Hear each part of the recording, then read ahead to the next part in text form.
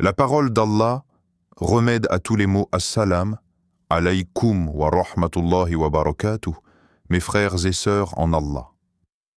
Dans ce monde rempli d'épreuves, d'inquiétudes et d'incertitudes, il est essentiel de se rappeler d'une vérité éternelle.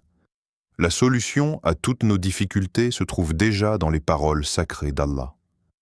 Le Coran n'est pas seulement un livre à lire, c'est une source vivante de guidance et de guérison. Chaque sourate, chaque verset a été révélé avec sagesse pour guider nos cœurs égarés, apaiser nos âmes tourmentées et nous reconnecter à notre Créateur. Aujourd'hui, nous allons méditer ensemble sur cette sourate capable de transformer nos épreuves en élévation, de remettre de la lumière dans nos ténèbres. Le secret spirituel des sourates, la clé de la sérénité. Il y a des mots qui effleurent l'âme comme une brise légère, et d'autres qui y résonnent avec la force d'un écho venu de l'infini. Les sourates du Coran font partie de ces paroles éternelles. Elles ne se contentent pas de nous parler, elles nous éveillent, nous réparent, et nous guident vers la quiétude que seul Allah peut offrir. Chaque sourate est une source de lumière spécifique, adaptée à un besoin, à une faille de nos cœurs. Comme si Allah, dans sa sagesse infinie, avait déposé dans chacune d'elles une clé différente, capable d'ouvrir les portes verrouillées de nos âmes tourmentées. Prenons Al-Fatiha, la mère du livre, appelée ainsi non pas seulement par érudition, mais parce qu'elle porte en elle l'essence absolue de la foi. Dès ses premières paroles, le cœur du croyant se prosterne. Au nom d'Allah, le tout miséricordieux, le très miséricordieux. Ces mots ne sont pas de simples formules. Ils sont un rappel immédiat de la rahma d'Allah, sa compassion incommensurable qui nous enveloppe à chaque souffle, même lorsque nous l'oublions. Réciter « Guide-nous vers le droit chemin » n'est pas qu'une demande. C'est un acte d'abandon, une déclaration d'humilité où l'on avoue, sans honte, que nos propres capacités sont limitées. C'est reconnaître que dans le tumulte de nos choix, seul Allah connaît le sentier qui mène à la paix véritable. Comme il est dit dans le Coran, « Et quiconque place sa confiance en Allah, il lui suffit. » Sourate At-Talaq, 65.3. Ces quelques mots, si simples en apparence, sont une révolution intérieure. Ils nous rappellent que la sérénité ne s'achète pas, elle se confie à celui qui détient les cieux et la terre. Dans nos vies agitées, nous courons après des solutions immédiates, des réponses rapides à nos inquiétudes. Mais le cœur du croyant trouve son apaisement non pas dans la vitesse, mais dans la certitude. La certitude que peu importe la violence des vagues, la guidance d'Allah reste immuable. Il suffit d'observer la nature. Le fleuve suit son cours même lorsqu'il rencontre des rochers. La lune continue d'illuminer la nuit malgré l'obscurité. De la même manière, la sourate Al-Fatiha éclaire les cœurs assombris, leur rappelant qu'il existe un droit chemin, celui qui mène à la paix intérieure et à la satisfaction divine. Les savants de l'islam enseignent que réciter Al-Fatiha avec présence et sincérité, c'est comme dialoguer directement avec Allah. À chaque verset, un échange spirituel se tisse. Allah répond à celui qui l'invoque avec foi, « Mon serviteur m'a loué, mon serviteur m'a glorifié, mon serviteur m'a confié son affaire. » Ainsi, à chaque récitation, le croyant renforce un pacte de confiance, un lien vivant avec son Créateur. Et puis, il y a cette promesse subtile dans le nom même de la sourate, Al-Fatiha, qui signifie l'ouverture. N'est-ce pas là un symbole fort? Ouvrir son cœur à la guidance divine, ouvrir son esprit à l'acceptation, ouvrir son âme à la sérénité. Quand les épreuves semblent insurmontables, quand la vie nous accable de ses poids invisibles, revenir à cette sourate, ne serait-ce qu'une fois par jour, c'est comme respirer à nouveau. Elle devient un havre, un abri, une halte spirituelle où l'on se réapproprie le sens même de notre existence. Être des serviteurs en quête de lumière sous la miséricorde d'Allah. Et si la clé de nos tourments était en réalité dans la simplicité? Et si, Au lieu de chercher des solutions dans le monde extérieur, nous nous tournions vers cette mer du livre pour guérir nos blessures invisibles. Dans la sourate Az-Zumar, Allah nous enseigne « C'est en effet par l'évocation d'Allah que les cœurs se tranquillisent » 39-22. Un rappel doux mais ferme que la vraie paix ne vient que de lui. En fin de compte, chaque récitation est un pas vers la sérénité. Chaque mot prononcé est une goutte de lumière déposée dans le cœur. Les croyants sincères savent que le secret spirituel des sourates n'est pas un mythe mystique, mais une réalité palpable pour celui qui accepte de s'ouvrir, de se recentrer et de tendre la main vers le Créateur. Comment la récitation nous protège et nous transforme. Dans le tumulte de ce monde, il y a des forces invisibles qui nous assaillent sans répit. Le doute, l'angoisse, la tentation. Ces ennemis ne portent pas d'armure ni d'épée, mais ils s'immiscent dans nos pensées, dans nos peurs, dans ces silences où l'on se sent vulnérable. Pourtant, Allah, dans sa miséricorde infinie, a mis à notre disposition une protection que rien ne peut transpercer, la récitation de ses paroles. La récitation des sourates est bien plus qu'un acte de dévotion. C'est une armure invisible, forgée dans la lumière divine. Chaque verset prononcé avec sincérité devient un bouclier contre les ruses de Shaitan, un rempart contre les inquiétudes qui rongent l'âme. Le prophète Muhammad nous a enseigné que le dhikr, le rappel constant d'Allah, est la meilleure des protections. Il a dit « Le diable s'installe sur le cœur du fils d'Adam, mais lorsqu'il évoque Allah, il se retire. » Bukhari et Muslim. Ces paroles nous révèlent un secret immense. La récitation agit directement sur le cœur, apaisant son tumulte et chassant les sombres suggestions du malin. Imagine. Chaque matin, au moment où le soleil se lève et que les préoccupations de la journée s'apprêtent à t'envahir, tu commences par réciter les versets d'Allah. À cet instant précis, tu t'enveloppes d'une lumière que Shaitan ne peut franchir. Tu dresses autour de toi un mur d'invincibilité spirituelle. Lorsque la peur surgit, cette peur sourde de l'avenir, de l'échec, de la solitude, Allah te rassure par sa parole. Ne sois pas triste, car Allah est avec nous. At-Tawbah 9:40. Ce verset, court mais puissant, agit comme une main posée sur ton cœur tremblant. Il te rappelle que tu n'es jamais seul, que la présence divine t'accompagne à chaque souffle. Et quand le poids du désespoir te fait plier, quand l'horizon semble se refermer, une autre promesse vient raviver ton espoir. Avec la difficulté vient la facilité. Al-Inshirah 94, 6. Ces mots ne sont pas des métaphores abstraites. Ce sont des vérités divines, une garantie qu'Allah lui-même a inscrite dans son livre. Chaque difficulté porte en elle sa propre clé de soulagement. Il suffit de patienter, de tenir bon sous la pluie, en sachant que le soleil est déjà en chemin. Mais cette transformation ne s'opère pas seulement dans la protection contre le mal extérieur. La récitation agit en profondeur, à l'intérieur de nous-mêmes. Elle éduque l'âme, purifie les intentions, raffermit la foi. Chaque sourate répétée devient un polissage du cœur, comme le bijoutier qui affine une pierre précieuse pour en révéler l'éclat caché. Le cœur, trop souvent terni par l'insouciance, retrouve son éclat à la lumière des versets d'Allah. Souviens-toi de ce hadith. Les cœurs se rouillent comme le fer rouille à cause de l'eau. Les compagnons demandèrent « Comment les purifier, ô messager d'Allah ?» Il répondit « Par l'évocation d'Allah et la récitation du Coran. » An-Nasa'i. Ainsi, chaque fois que tu récites une sourate, tu redonnes vie à ton cœur. Tu ne fais pas que parler, tu nettoies, tu soignes, tu répares. Dans la vie de tous les jours, cette transformation se ressent. Tu réagis moins violemment aux provocations. Tu trouves en toi une patience que tu ne soupçonnais pas. Tes nuits sont moins lourdes d'anxiété, car ton cœur a appris à se remettre à Allah. La récitation régulière devient alors une habitude de purification continue, une hygiène spirituelle essentielle dans un monde qui salit les âmes par l'excès d'attachement au matériel.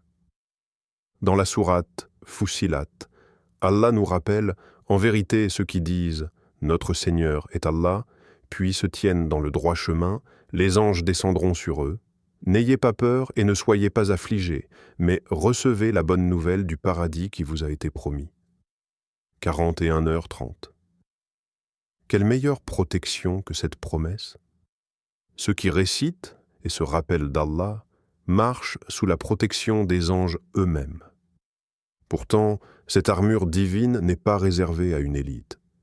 Elle est offerte à chaque croyant, à chaque croyante, du plus savant au plus simple d'entre nous. Il suffit d'ouvrir son cœur, de purifier son intention et de se connecter sincèrement aux paroles d'Allah. Ainsi, la récitation des sourates nous transforme peu à peu.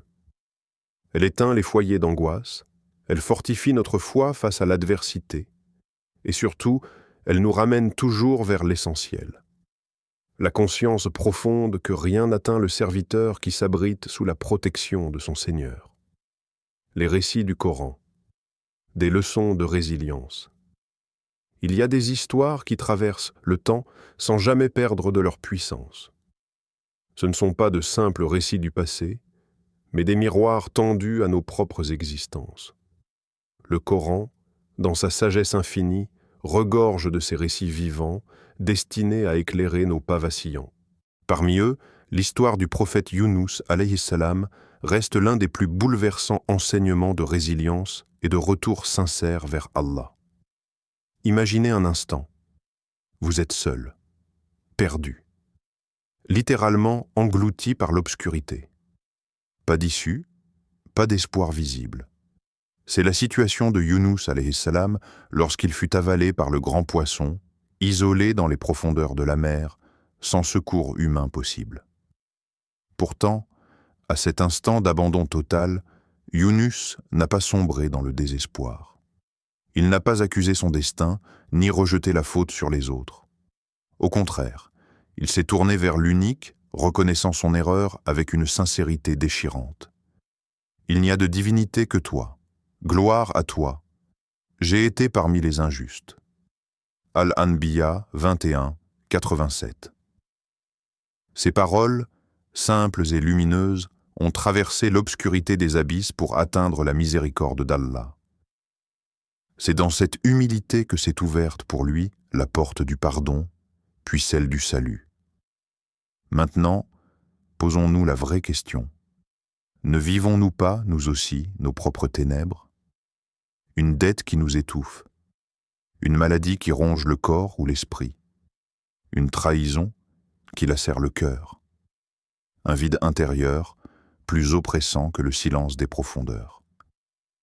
Chaque croyant connaît à sa manière une forme de baleine qui l'engloutit.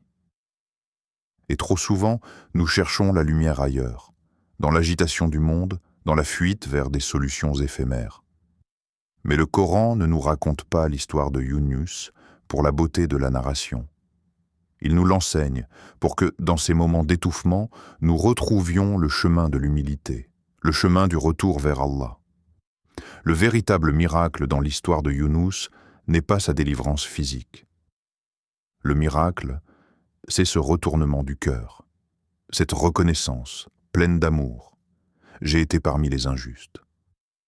Avouer sa faiblesse, reconnaître ses erreurs, ce n'est pas une défaite. C'est le début de la guérison. Dans la sourate Az-Zumar, Allah nous fait une promesse pleine de douceur. Dit « Ô mes serviteurs qui avez commis des excès à votre propre détriment, ne désespérez pas de la miséricorde d'Allah. Certes, Allah pardonne tous les péchés. Oui, c'est lui le pardonneur, le très miséricordieux. » 39-53. Ces mots ne sont pas une option. Ils sont une invitation directe à se relever, à déposer nos fardeaux aux pieds du tout miséricordieux. La résilience, dans la vision du Coran, n'est pas simplement tenir bon. C'est accepter ses failles tout en s'accrochant fermement à la corde d'Allah. C'est comprendre que la faiblesse de l'homme n'est pas une honte, mais une raison de plus pour se tourner vers le Tout-Puissant. Le prophète Muhammad lui-même nous a montré l'exemple. Dans les moments les plus sombres, il se réfugiait dans la prière, dans la récitation, dans le dhikr. Il savait que la force ne réside pas dans la fuite en avant, mais dans le retour vers le Créateur. Aujourd'hui, chaque fois que tu ressens ce poids sur tes épaules, rappelle-toi Younus. Imagine-toi dans cette obscurité et répète son invocation, pas mécaniquement, mais avec ton cœur brisé, tes larmes sincères. Et tu verras comment la lumière divine percera tes ténèbres, doucement mais sûrement. Un savant disait « Le croyant est comme l'or.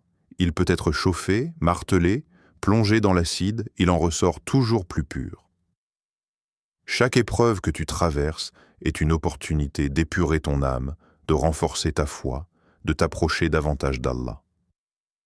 L'histoire de Younus nous enseigne aussi la patience dans l'épreuve. La facilité ne vient pas toujours immédiatement après la difficulté. Mais elle vient. C'est une promesse divine. Certes, avec la difficulté, il y a la facilité. Al-Inshira 94, 6. Cette promesse n'est pas conditionnée. Elle est absolue, à condition que nous gardions nos cœurs tournés vers la bonne direction. En fin de compte, nous sommes tous des voyageurs, parfois engloutis dans nos propres abîmes.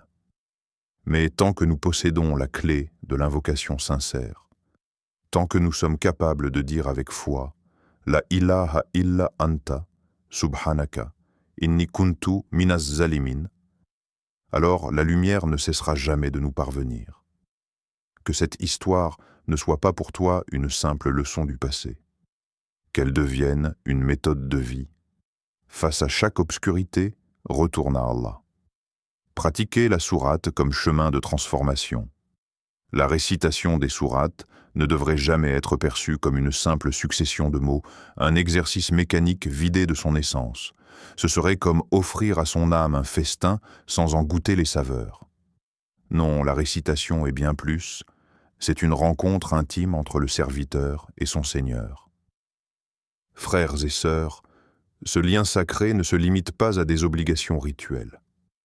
Il est une invitation permanente à se reconnecter à l'essentiel, à retrouver la direction quand nos pas s'égarent, à guérir lorsque nos cœurs se fissurent.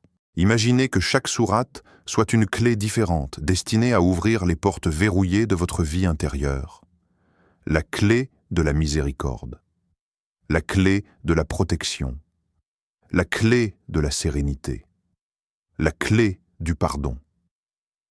Pratiquer la récitation comme un chemin de transformation, c'est accepter de franchir ces portes, lentement, mais avec détermination. Le matin, une ouverture à la miséricorde avec Al-Fatiha, dès les premières lueurs du jour, lorsque le monde est encore enveloppé de quiétude, offrez à votre âme le cadeau d'Al-Fatiha. Ne récitez pas seulement les mots, savourez-les, sentez-les résonner dans votre poitrine. Au nom d'Allah, le tout miséricordieux, le très miséricordieux. Chaque matin, en répétant ces paroles, vous commencez votre journée sous le voile de sa rahma. Vous n'êtes plus un simple acteur dans le tumulte quotidien. Vous devenez un serviteur conscient de la présence d'Allah à chaque instant. Répétez intérieurement « Aujourd'hui, je marche sous ta miséricorde, Ya Rahman ». Et voyez comment cette simple intention change votre regard sur le monde. Le soir, se protéger par les derniers versets d'Al-Baqarah. Lorsque la nuit tombe et que le tumulte de la journée s'apaise, c'est le moment de dresser votre rempart spirituel. Les derniers versets de Sourate Al-Baqarah sont un refuge puissant. Ils protègent l'âme des influences invisibles, ils purifient les craintes accumulées durant la journée. Allah dit « Allah n'impose à aucune âme une charge supérieure à sa capacité. » Al-Baqarah 286. Ces paroles sont un baume pour le cœur fatigué. Elles rappellent que chaque épreuve est mesurée, adaptée, jamais insurmontable. Avant de fermer les yeux, récitez ces versets avec la ferme intention de confier vos inquiétudes à Allah, comme si vous déposiez vos fardeaux au seuil de la nuit, pour vous endormir en paix sous sa garde. Dans l'angoisse, se réfugier dans Al-Inshira et Al-Anbiya. Lorsque l'angoisse serre la poitrine, lorsque les soucis tourbillonnent dans votre esprit, n'attendez pas. Tournez-vous vers les sourates qui apaisent, qui rassurent, qui réconcilient avec l'espoir. Dans sourate Al-Inshira, Allah vous murmure, certes, avec la difficulté vient la facilité. Al-Inshira 94, 6. Répétez ce verset comme un souffle, comme une prière, jusqu'à sentir le nœud de l'angoisse se desserrer. Ce n'est pas de la magie. C'est la lumière de la promesse divine qui vient dissiper les ombres de votre cœur. Et lorsque vous vous sentez englouti, sans issue, récitez la fameuse invocation de sourate Al-Anbiya. Il n'y a de divinité que toi, gloire à toi, j'ai été parmi les injustes. Al-Anbiya 21, 87. Cette parole de Younous alayhi salam, récitée dans le ventre de la baleine, est une clé pour sortir de vos propres abîmes. Plus qu'un simple verset, c'est un cri d'humilité et de retour vers Allah, une porte vers la délivrance. Répétez avec amour, voir le cœur se transformer. Le secret n'est pas dans la répétition froide. Le secret est dans la récurrence aimante, consciente, sincère. Chaque fois que vous récitez avec foi, vous déposez dans votre cœur une graine de lumière. Elle germe lentement, imperceptiblement, mais sûrement. Jour après jour, vous vous surprendrez à réagir avec plus de patience. Vous sentirez vos pensées s'alléger. Vos inquiétudes perdront de leur pouvoir sur vous. Votre cœur s'ouvrira à des compréhensions nouvelles. Le prophète Muhammad a dit: le plus aimé des actes auprès d'Allah est celui qui est fait régulièrement, même s'il est de minime. Bukhari et Muslim. Ainsi, intégrer la récitation des sourates dans votre quotidien n'est pas une question de quantité, mais de constance et de sincérité. Chaque récitation devient un pas sur le chemin de la transformation. Non pas une transformation spectaculaire et immédiate, mais une transformation en profondeur, durable, celle qui façonne les cœurs dans le secret. Une transformation spectaculaire et immédiate, mais une transformation en profondeur, durable, celle qui façonne les cœurs dans le secret. Prière pour la Oumma. Avant de nous quitter, élevons nos mains ensemble. Ô Allah, toi qui es le guérisseur des cœurs blessés, le soutien de ceux qui flanchent, le guide des égarés, accorde-nous la lumière de ton livre dans nos vies. Apaise nos peurs, dissipe nos angoisses et fais de nous des croyants patients et reconnaissants. Que chaque épreuve soit pour nous un chemin vers toi et que la Oumma de Muhammad soit toujours enveloppée de ta miséricorde. Amin, Ya Rab al-Alamin. Si cette vidéo vous a apaisé et inspiré, likez, abonnez-vous et partagez ce message pour que d'autres cœurs en souffrance trouvent eux aussi refuge dans les paroles d'Allah. N'oubliez pas, chaque difficulté porte en elle une facilité si nous la confions à Allah. Assalamu alaykum wa rahmatullahi wa barakatuh.